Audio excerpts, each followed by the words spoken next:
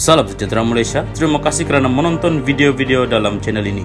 Sebelum kita mula, jangan lupa untuk tekan tombol subscribe, share, like dan komen. Let's go! Salam sejahtera dan salam perpaduan kepada seluruh rakyat Malaysia. Berita panas malam ini bertajuk dakwaan aset UMNO RM100 bilion hilang. Tun M, dua bekas menteri digesa beri penjelasan. Berita penuh. Veteran UMNO menggesa Tun Dr. Mahathir Mohamad bersama dua bekas Menteri Kewangan memberi penjelasan berkaitan dakwaan kehilangan aset UMNO dikatakan bernilai RM100 bilion. Penjelasan bekas Perdana Menteri yang juga bekas Presiden UMNO itu bersama Tun Daim Zainuddin yang juga bekas Bendahari Parti selain Tan Sri Nor Mohamed Yaakob menurut veteran UMNO perlu kerana rakyat khususnya ahli parti itu berhak tahu cerita sebenar. Menerusi satu kenyataan, Setiausaha Agong Veteran UMNO, Datuk Mustafa Yaakob, berkata dakwaan itu adalah sesuatu yang serius dan melibatkan dana besar serta membabitkan kepentingan awam. Saya kira orang ramai, khususnya ahli UMNO, perlu diberi penjelasan oleh tiga bekas pemimpin ini.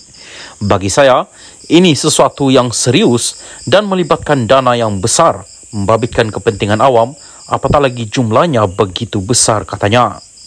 Mustafa merujuk dakwaan pengendali laman blog Malaysia Today, Raja Petra Kamarudin, kononnya wujud pertelegahan di antara ketiga-tiga bekas pemimpin itu berhubung isu aset berkenaan. Sudah pasti dakwaan Raja Petra ini sesuatu yang serius, sekaligus perlukan penjelasan tiga bekas pemimpin UMNO ini kerana isu berlaku ketika era Dr. Mahathir menjadi Perdana Menteri, katanya. Dr. Mahathir menjadi Perdana Menteri keempat dan paling lama berkhidmat bermula 16 Julai 1981 sehingga 31 Oktober 2003. Bagaimanapun, pada 2016, beliau muncul kembali berpolitik apabila menubuhkan Bersatu dan menandingi Barisan Nasional BN. Pada 2018, dalam satu kejutan politik, Bersatu bersama parti-parti sekutunya melalui gabungan Pakatan Harapan PH memenangi pilihan raya umum ke-14 dan pada usia 93 tahun, Dr. Mahathir kembali menarjui negara sebagai Perdana Menteri ke-7. Daim pula menjadi Bendahari Agung UMNO antara 1984 hingga 1999 dan juga Bendahari BN. Beliau dilantik sebagai Menteri Kewangan pada Julai 1984 oleh Dr. Mahathir sebelum melepaskan jawatan itu pada Mac 15, 1991. Pada 1998, Daim kembali sebagai Menteri Tugas-Tugas Khas bagi menangani krisis ekonomi negara yang semakin memuncak. Pada Januari 1999, beliau dilantik semula sebagai Menteri Kewangan selepas penyandang jawatan Datuk Seri Anwar Ibrahim dipecat daripada Kabinet. Beliau kemudian meletak jawatan sebagai Menteri Kewangan pada 31 Mei 2001. Nor Mohamed pernah berkhidmat di Bank Negara Malaysia BNM dari 1968 hingga 1994 sebelum dilantik oleh Dr. Mahathir sebagai anggota jawatan kuasa kecil menangani krisis ekonomi negara pada 1998. Pada Mei 15, 2000, beliau dilantik sebagai penasihat khas ekonomi kepada Perdana Menteri dan 2 tahun kemudian dilantik sebagai pengarah Khazanah Nasional sebelum menjadi senator dan dilantik menjadi Menteri Kewangan 2 dari 2004 hingga 9 April 2009. Nor Mohamed bertanding pilihan raya umum 2008 atas tiket Barisan Nasional BN dan menang di kerusi Parlimen Tasik Glugo. Sesulan penstrukturan semula Kabinet pada April 2009, beliau dilantik Menteri di Jabatan Perdana Menteri menerajui unit Perancang Ekonomi dan unit Kerjasama Awam dan Swasta sehingga 2013. Sementara itu, Mustafa berkata, pihak berkuasa berkaitan lain khususnya Suruhanjaya Pencegahan Rasuah Malaysia SPRM juga wajar menyiasat dakwaan sama kerana ia satu tuduhan yang serius. Saya kira ada baiknya jika pihak berkuasa menyiasat dakwaan ini. Jika dakwaan benar, ini bukan satu perkara biasa kerana jumlah nilai aset begitu banyak, katanya. Katanya lagi, isu aset UMNO pernah dibangkitkan ketika Datuk Seri Najib Razak menjadi Perdana Menteri dan juga Presiden UMNO, namun tiada pembongkaran lanjut dibuat.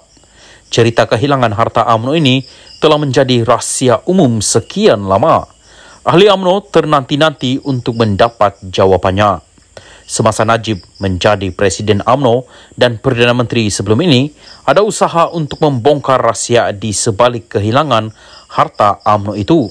Tetapi Najib tidak bersetuju atas dasar prikemanusiaan, katanya. Salam sejahtera dan salam perpaduan kepada seluruh rakyat Malaysia. Berita panas hari ini dipetik daripada syabudin.com.net bertajuk Perjuangan Melayu Tun M ada kalanya melencong. Kuli. Berita penuh. Ahli politik veteran Tengku Razaleek Hamzah memberi peringatan perjuangan Melayu Dr. Mahathir Mohamad ada kalanya melencong mengikut kesesuaian ketika berpolitik.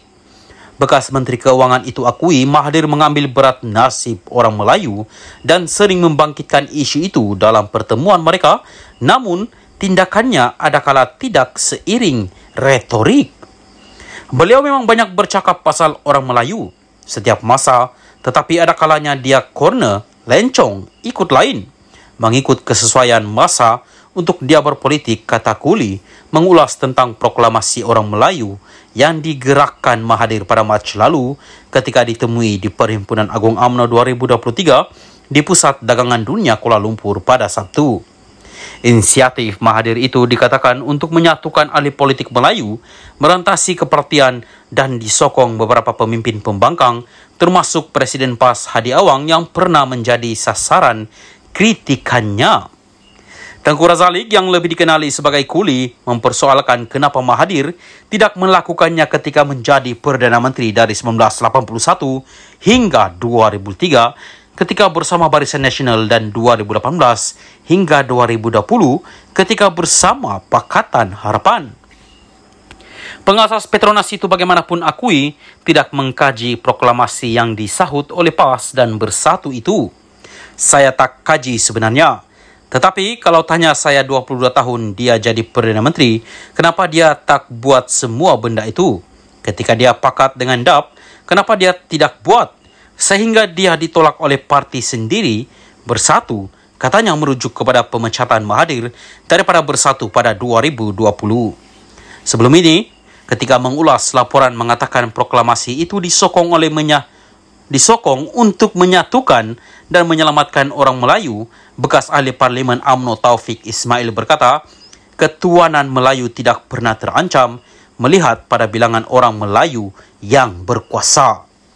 Beliau turut menyifatkan kerjasama Mahathir dengan pemimpin PAS sebagai ironi kerana bekas Perdana Menteri amat negatif terhadap kelayakan parti itu.